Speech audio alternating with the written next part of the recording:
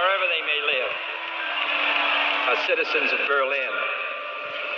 And therefore, as a free man, I take pride in the words, Ich bin ein Berliner.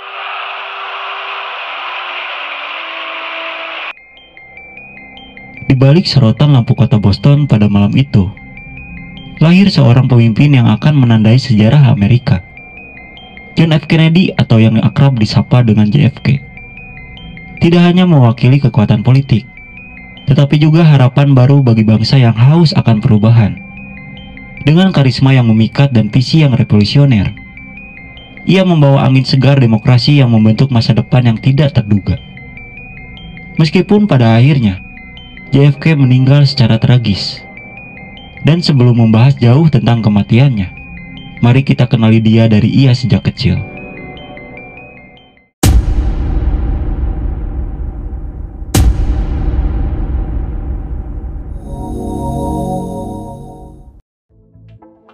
Lahir pada tanggal 29 Mei 1917 di Brooklyn, John Fitzgerald Kennedy atau yang akrab dipanggil Jack oleh keluarganya, tumbuh dalam keluarga yang kaya raya dan berpengaruh. Ia adalah anak kedua dari 9 bersaudara di keluarga Kennedy yang terkenal. Ayahnya yang bernama Joseph P. Kennedy adalah seorang pengusaha sukses dan diplomat yang kelak menjadi duta besar Amerika Serikat untuk Inggris. Ibunya yang bernama Rose Fitzgerald Kennedy adalah putri seorang politis terkenal di Boston. Dari kedua orang tuanya, Jack mewarisi semangat dan ambisi besar. Namun kehidupan Jack tidak selalu mudah.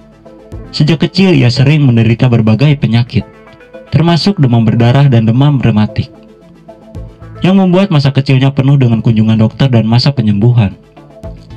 Meski begitu, Jack tidak membiarkan kesehatannya menghalangi semangat petualangannya. Di antara saudara-saudaranya, Jack dikenal sebagai anak yang cerdas dan penuh semangat. Mereka sering menghabiskan waktu bermain bersama, saling mendukung dan bersaing dalam berbagai kegiatan.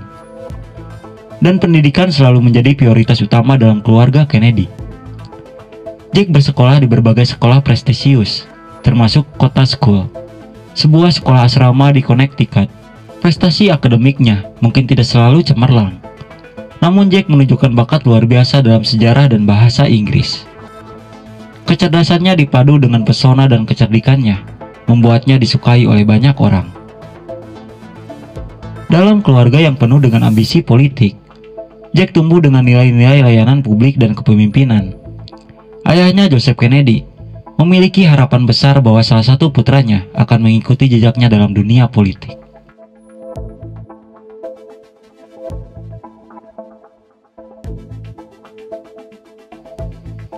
Setelah lulus dari Harvard University pada tahun 1940, JFK bergabung dengan Angkatan Laut Amerika Serikat selama Perang Dunia II.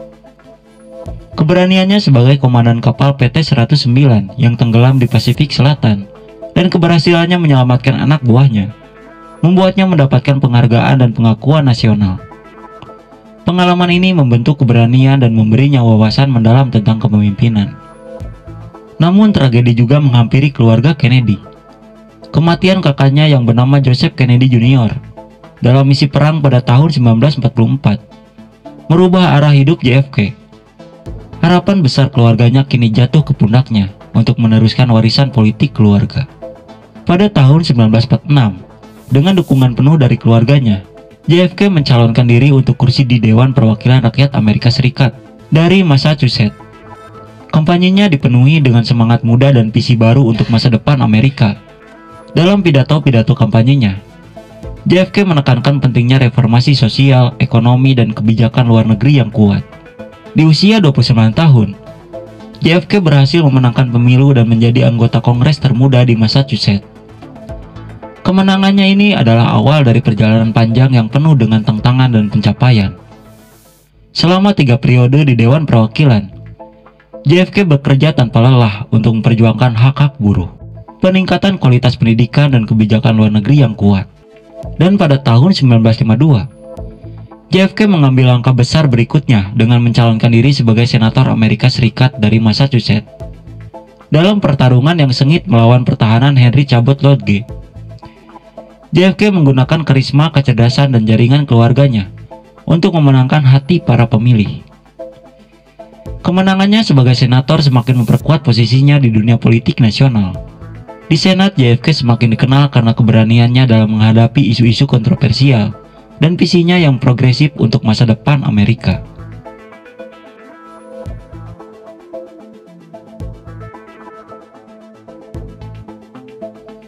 Saat John F. Kennedy diambil sumpahnya sebagai Presiden Amerika Serikat yang ke-35, ia menyampaikan pidato yang memikat dan menginspirasi, menyerukan bangsa untuk tidak bertanya apa yang negara bisa lakukan untuk mereka, tetapi apa yang mereka bisa lakukan untuk negara. Pidato ini menjadi awal dari era baru yang dikenal sebagai New Frontier. Di bawah kepemimpinan JFK, program Peace Corps didirikan, mengirimkan ribuan sukarelawan Amerika untuk membantu pembangunan di negara-negara berkembang. Semangat ini juga tercermin dalam ambisi JFK untuk menjelajahi luar angkasa pada tahun 1961. Ia menantang Amerika untuk mendaratkan seorang manusia di bulan dan mengembalikannya dengan selamat sebelum dekade berakhir, yang mengarah pada kesuksesan Apollo 11 pada tahun 1969. Kepemimpinan JFK juga diuji saat krisis misil Kuba pada Oktober 1962. Di tengah ketegangan Perang Dingin, dunia berdiri di tepi perang nuklir. Melalui ketegasan dan diplomasi yang cerdas, JFK berhasil mencapai kesepakatan dengan Uni Soviet, menghindari bencana dan perkuat posisinya sebagai pemimpin global yang tegas. Di dalam negeri, JFK mulai mengambil langkah-langkah penting dalam dukungan gerakan hak sipil. Meskipun awalnya berhati-hati, ia akhirnya mengusulkan undang-undang hak sipil yang komprehensif, yang menjadi landasan untuk pertempuran hukum yang akan datang melawan diskriminasi rasial. Dengan pesona dan karismanya, JFK sering berpergian ke seluruh negeri dan dunia, menginspirasi jutaan orang dengan visinya untuk perdamaian dan kemajuan. Pidato-pidatonya di Berlin Barat dan tempat-tempat lainnya mengukuhkan posisinya sebagai simbol harapan global.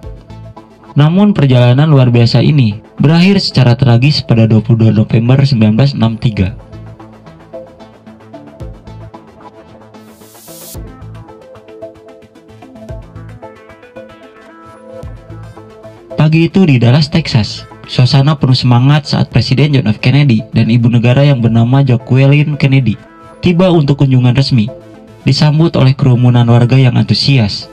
Pasangan ini melambaikan tangan dari mobil terbuka mereka, tampak bahagia dan percaya diri. Namun kegembiraan itu segera berubah menjadi mimpi buruk saat iring-iringan mobil presiden melintasi Dealey Plaza. Suara tembakan tiba-tiba terdengar, 3 peluru ditembakkan, dan 2 diantaranya mengenai Presiden Kennedy. Dalam hitungan detik, dunia berubah selamanya. Suasana di Dealey Plaza berubah menjadi kekacauan. Para petugas keamanan dan penonton berlari panik.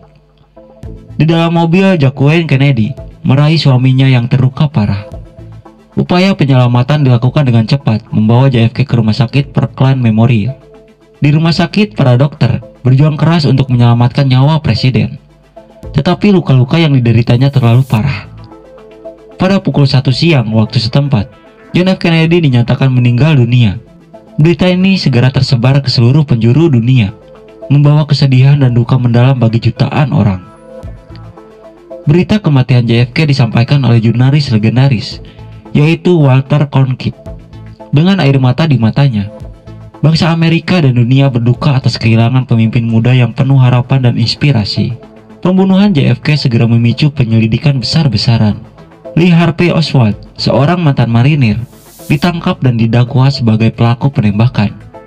Namun 2 hari kemudian, Oswald sendiri tewas ditembak oleh Jack Ruby, seorang pemilik klub malam saat dalam tahanan polisi.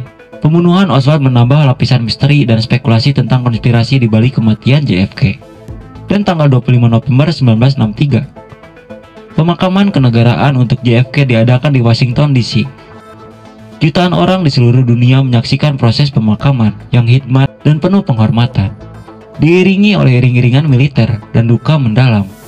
Jenazah John F. Kennedy dimakamkan di pemakaman Nasional Arlington dengan obor abadi sebagai simbol kenangannya.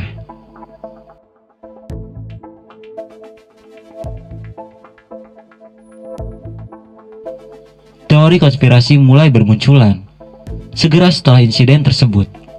Beberapa percaya bahwa Oswald mungkin hanyalah seorang kambing hitam untuk sebuah plot yang lebih besar. Sementara yang lain menunjukkan ke motif politik, mafia, atau bahkan agen rahasia Amerika sendiri. Komisi Warren yang diselidiki menetapkan bahwa Oswald bertindak sendiri, tetapi keputusan ini tidak memadamkan spekulasi publik. Bukti-bukti yang kontradiktif, seperti banyaknya tembakan yang terdengar dan peran Jack Ruby dalam pembunuhan Oswald, menguatkan kecurigaan masyarakat. Para peneliti independen dan ahli teori konspirasi terus menyelidiki kasus ini dengan penuh semangat, menyoroti potensi alasan untuk menghilangkan JFK yang melibatkan berbagai pihak terkemuka. Klaim bahwa dokumen rahasia dan informasi tertutup, masih ada penambahan api dalam diskusi ini. Apakah JFK benar-benar menjadi sasaran rencana tersembunyi? Ataukah dia benar-benar jatuh korban dari serangan yang terorganisir? Pergumulan ini masih berlanjut, dan dengan setiap tahun yang berlalu, misteri ini tetap menjadi fokus perhatian publik.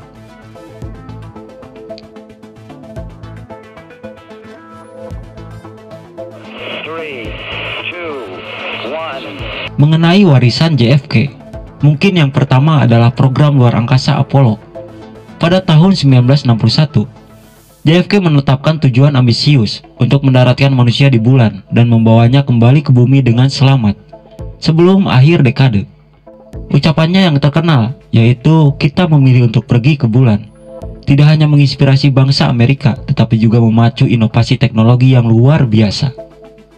Pada tahun 1969, tujuan itu tercapai dengan misi Apollo 11, membuka era baru dalam eksplorasi luar angkasa. Dan yang kedua yaitu Peace Corps. Pada bulan Maret 1961, JFK mendirikan Peace Corps, sebuah program sukarelawan yang bertujuan untuk mempromosikan perdamaian dan persahabatan di seluruh dunia. Ribuan sukarelawan Amerika telah diberangkatkan ke negara-negara berkembang untuk membantu dalam bidang pendidikan, kesehatan, dan pembangunan ekonomi. Hingga hari ini, Peace Corps tetap menjadi simbol komitmen Amerika untuk membantu dan belajar dari masyarakat di seluruh dunia. Dan yang ketiga, mungkin kalian udah pada tahu, yaitu Cuban Missile Crisis. Dalam salah satu ujian terberat kepemimpinannya, JFK berhasil menavigasi krisis rudal Kuba pada tahun 1962, yang membawa dunia ke ambang perang nuklir. Dengan diplomasi yang cerdas dan keputusan yang tegas, JFK berhasil mencapai kesepakatan dengan Uni Soviet untuk menarik rudal mereka dari Kuba, menghindari bencana global, dan membuka jalan untuk dialog yang lebih konstruktif antara dua kekuatan besar tersebut. Keempat adalah Civil Rights Movement. Meskipun tidak semua kebijakan JFK terkait hak-hak sipil terlaksana selama masa jabatannya, dukungannya yang jelas terhadap kesetaraan rasial dan upayanya untuk mengesahkan undang-undang hak sipil penting.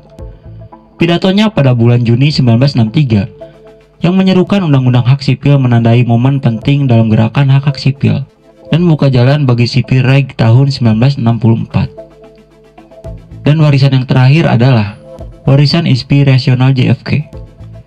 Gaya kepemimpinan yang penuh karisma, visi yang jauh ke depan, dan komitmen pada nilai-nilai demokrasi dan kemanusiaan membuatnya menjadi ikon global. Kalimatnya yang terkenal yaitu, "Jangan tanyakan apa yang dapat negara lakukan untukmu. Tanyakan apa yang dapat kamu lakukan untuk negaramu." Terus menginspirasi generasi demi generasi untuk berkontribusi pada masyarakat mereka. Ask not what your country can do for you. Ask what you can do for your country. Sebagai presiden yang dihormati dan diingat sebagai simbol perubahan, John F. Kennedy mengilhami generasi dengan visinya yang membara dan kepemimpinannya yang berani. Namun takdir memutuskan perjalanannya lebih cepat dari yang diharapkan. Meskipun kematian JFK mengguncang bangsa, warisannya tetap menginspirasi kita hari ini. Dalam kehidupan dan kematiannya, JFK mengajarkan kita untuk selalu berani bermimpi dan mengejar keadilan. Menunjukkan bahwa satu-satunya cara untuk mengubah dunia adalah dengan memulai dari diri sendiri.